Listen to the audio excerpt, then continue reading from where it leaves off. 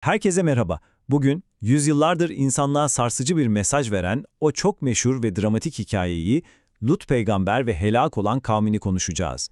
Kaynaklara tamamen sadık kalarak tarihin tozlu sayfaları arasında eşi benzeri görülmemiş bir toplumsal çöküşün ve ardından gelen o büyük felaketin izini süreceğiz. Hazırsanız bu çarpıcı metinlerin derinliklerine hemen dalalım. Ama başlamadan önce hepimizin aklının bir köşesinde tutması gereken çok kritik bir soru var. Tarihte eşi benzeri görülmemiş bir toplum tam olarak nasıl yok oldu? Yani sıradan bir doğal afetten bahsetmiyoruz burada. Ahlaki bir çöküşün getirdiği adeta ibretlik bir sondan bahsediyoruz. Hani o insanlar o güne kadar görülmemiş neleri yapmışlardı da böyle bir felaketi resmen kendi elleriyle çağırmışlardı. Gelin adım adım inceleyelim. Birinci bölümümüz Lut peygamber ve halkı. Olayların tam merkezindeki isme ve yaşadığı o ilginç topluma biraz yakından bakalım.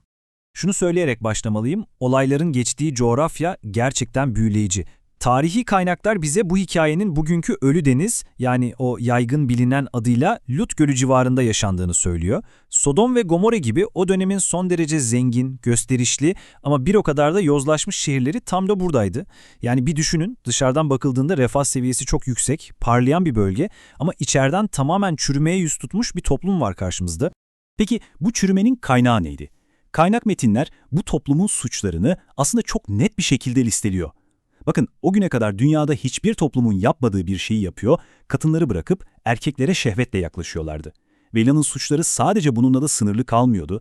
Kaynaklara göre bu insanlar aynı zamanda eşkıyalık yapıyor, bildiğiniz yol kesiyor ve kalabalık meclislerinde açıkça her türlü kötülüğü ve yüzsüzlüğü sergiliyorlardı. Toplumsal ahlak diye bir şey kalmamıştı anlayacağınız ve en kötüsü de bu durum onlar için artık gayet normal, sıradan bir hale gelmişti. İkinci bölüm, uyarılar ve reddediliş. Bu çöküş karşısında Lut peygamber kendi halkına gerçekten çok samimi ve içten uyarılarda bulunuyor. Sizden önce kimsenin yapmadığı bu iğrençliği nasıl yapıyorsunuz diye soruyor onlara. Onun ne kadar çaresiz ama bir o kadar da şefkatli bir şekilde halkını uyardığını şu meşhur feryadından çok iyi anlıyoruz. İçinizde aklı başında hiç kimse yok mu? İnanılmaz bir yakarış değil mi? Lut peygamber bu sözlerle onları yaratıcıdan korkmaya ve bu sınır tanımaz taşkınlıklarından vazgeçmeye çağırıyor. Üstelik altını çizerek söylüyorum, tüm bu uyarıları yaparken hiçbir karşılık veya menfaat beklemediğini de defalarca dile getiriyor. Ama gelin görün ki toplumun bu samimi uyarılara verdiği cevap tam bir kibir örneği. Hatalarını kabul etmek bir yana Lut'la ve ona inanan o bir avuç insanla resmen alay ediyorlar. Diyorlar ki Lut'un ailesini memleketinizden çıkarın, baksanıza onlar temiz kalmak isteyen insanlarmış. Düşünebiliyor musunuz? Bir toplumda temiz kalmak istemek artık bir alay konusu, bir sürgün sebebi haline gelmiş. Hatta daha da ileri gidip eğer doğru söylüyorsan hadi o bizi tehdit ettiğin azabı getir de görelim diyerek küstahça meydan okuyorlar. Üçüncü bölümümüz Gizemli Misafirler. Hikayenin kırılma noktası tam da burası. Olayların akışında çok enteresan bir detay var. Felaket melekleri doğrudan Lut'un şehrine iniyor. Önce Lut'un amcası olan İbrahim peygambere insan suretinde uğruyorlar. Ona bir erkek çocuk müjdesi verdikten hemen sonra da asıl görevlerini açıklıyorlar. Lut'un yaşadığı o yozlaşmış şehri yok etmek üzere görevlendirildiklerini söylüyorlar. Tabii İbrahim peygamber yeğeni için hemen endişeleniyor. Meleklerle adeta tartışıp yalvarıyor. Fakat melekler ilahi amrın artık kesinleştiğini ve Lut'u kurtaracaklarını belirterek oradan ayrılıp Lut'un şehrine doğru yola çıkıyorlar. Şimdi melekler dışarıdan bakıldığında çok yakışıklı genç erkekler suretinde Lut'un evine geliyorlar. Tabii Lut onların gerçek kimliğini o an henüz bilmiyor. Kaynakların bize aktardığına göre Lut onları bu halde görünce fena halde sıkıntıya düşüyor. İçi daralıyor ve bugün gerçekten çok çetin, belalı bir gün diyor. Neden mi? Çünkü kendi halkının bu yabancı misafirlere ne yapmak isteyeceğini o kadar iyi biliyor ki. Onları o azgın kalabalıktan koruyamayacağını düşünerek çok derin bir çaresizliğe kapılıyor. Ve beklenen oluyor. Kalabalık, misafirlerin haberini alır almaz Lut'un evinin kapısına dayanıyor. Lut, kapıdaki o gözü dönmüş güruha, "Ey kavmim, işte kızlarım, onlar sizin için daha temizdir." diye sesleniyor. Bakın, buradaki kızlarım ifadesi gerçekten çok kritik bir detay. Yani bir peygamberin kendi biyolojik kızlarını öfkeli bir güruha sunması elbette söz konusu bile olamaz. O, toplumun manevi bir babası olarak o erkeklere toplumun kadınlarını, yani kendi kızları mesabesinde olan yöre kadınlarını işaret ediyor. Aslında onlara yasal ve meşru olan evlilik yolunu hatırlatıp misafirlerinin önünde kendisini rezil etmemeleri için adeta yalvarıyor. Fakat bu erdemli teklif o gözü dönmüş kalabalıkta zerre kadar karşılık bulmuyor. Verdikleri cevap kelimenin tam anlamıyla tüyler ürpertici.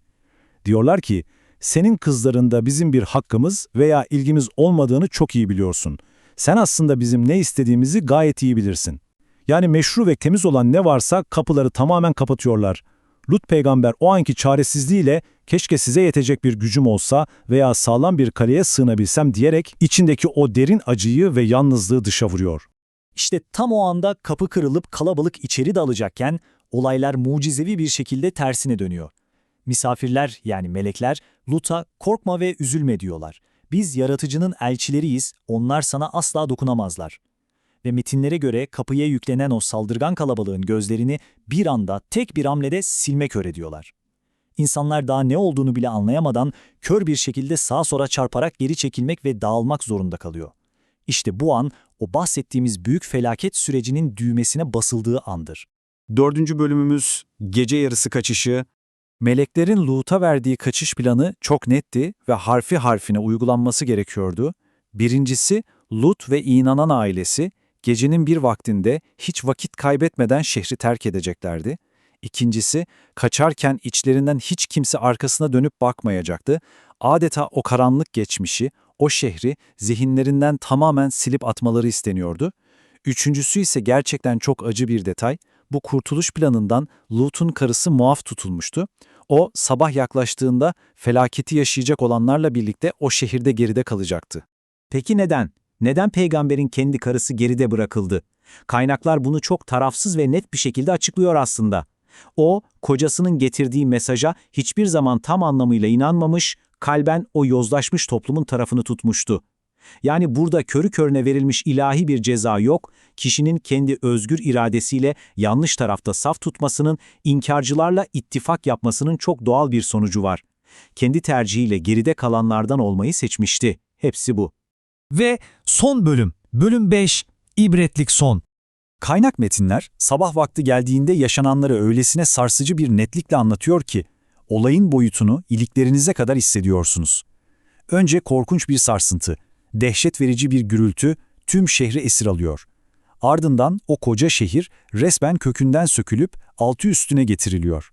Ve son olarak gökyüzünden üzerlerine pişmiş balçıktan, sertleşmiş taşlardan oluşan katar katar bir taş yağmuru yağıyor. Düşünebiliyor musunuz? Yozlaşmışlıkta sınır tanımayan, ahlakı ve insanlığı tamamen terk eden o koca toplum, gün ağarırken yeryüzünden kelimenin tam anlamıyla kazınıp siliniyor. Tabii bunun sadece anlatılıp geçilecek bir masal olmadığını metinler bize çok somut bir kanıtla hatırlatıyor. Kaynaklarda açıkça, biz o şehirden aklını kullanan bir toplum için apaçık bir ibret nişanesi bıraktık deniyor. Nitekim bugün bile Ölüdeniz ve civarındaki o tuhaf coğrafi yapı, o büyük felaketin izlerini taşıyan harabeler olarak karşımızda duruyor. Adeta aklını kullanan herkes için kalıcı bir ibret vesikası gibi tüm çıplaklığıyla oracıkta bekliyor. Bu incelememizin sonuna gelirken hepimizi düşündürmesi gereken çok vurucu bir soruyla baş başa kalıyoruz. Tarihi metinler bize aslında şunu haykırıyor: İşlenen zulümler ve ahlaki çöküş hiçbir zaman karşılıksız kalmaz. Anlayan ve düşünen bir toplum için burada kesinlikle büyük bir ders var.